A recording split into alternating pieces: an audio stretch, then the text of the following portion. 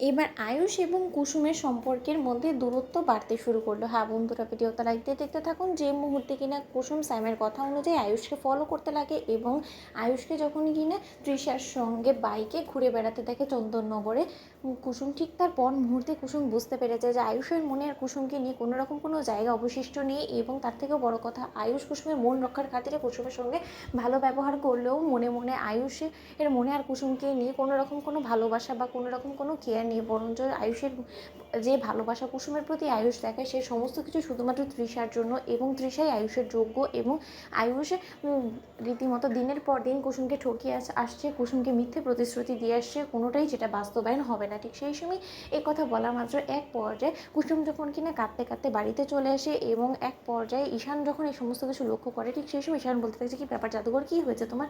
ঠিক সেই সময় কুসুম যখন বলতে থাকে যে ঈশান সাহেব, আসলে আমার বুঝতে ভুল হয়ে গিয়েছে যে আর যাই হোক না কেন বাউন্ড হয়ে যে চাঁদে হাত দেওয়া যায় না, সেটা সম্পূর্ণরূপে সত্য। তার কারণ আপনার ভাইদা আর যাই হোক না কেন কোনো মতে আমাকে তার স্ত্রী হিসেবে যোগ্য বলে মনে করে না। তারই হাতে নাতে আমি প্রমাণ দেখে এসেছি এবং তার পরবর্তীতে আমি খুব ভালো করেই জানি যে আপনারা অবশ্যই আমাকে বোঝানোর চেষ্টা করবেন যে আমি যেটা বুঝতে চাইছি সেটা কোনো মতে সত্য হতে পারে না, এবং আপনাদের ভাইদার জীবনে একমাত্র আমি ছাড়া অন্য কেউ নেই, কিন্তু সেটা কোনো মতে সত্য হতে পারে না। তার কারণ আমি আজকে স্বয়ং নিজ চোখে দেখে এসেছি যে সে তৃষা নামে একটা মেয়ের সঙ্গে ছুটিয়ে প্রেম করে বেড়াচ্ছে এবং তাকে বাইকে করে নিয়ে তাকে চন্দননগরে ঘোরাচ্ছে। এবং এই সমস্ত কিছু দেখার পর একজন স্ত্রীর মনের উপর দিয়ে কতটা ঝড় বয়ে যেতে পারে সেটা নিশ্চয়ই অনুশ্রী থেকে ভালো আর কেউ বুঝতে পারবে না। তাই আমি আপনার কাছে হাত জোড় অনুরোধ করছি যে আপনি আর আমাকে মিথ্যে সান্ত্বনা দেওয়ার চেষ্টা করবেন না। ঠিক সেই সময় ঈশান যখন বলতে থাকে যে সেটাই যদি সত্য হয়ে থাকে তাহলে তো এক্ষুনি আমি ভাইদার খবর নিচ্ছি, ভাইদা এই সমস্ত কিছু কী করে করতে পারে, এবং তোমার চোখের সামনে ভাইদা অন্য কোনো মেয়েকে নিয়ে ঘুরবে সেটা নিশ্চয়ই তুমি সহ্য করবে না। সেটাই স্বাভাবিক। স্ত্রী হিসেবে তোমার স্ত্রী হিসেবে ভাইদাকে প্রশ্ন করা উচিত ছিল যে কেন ভাইদা নিজের বাইকের পেছনে অন্য কোনো মেয়েকে নিয়ে ঘোরাফেরা করছে।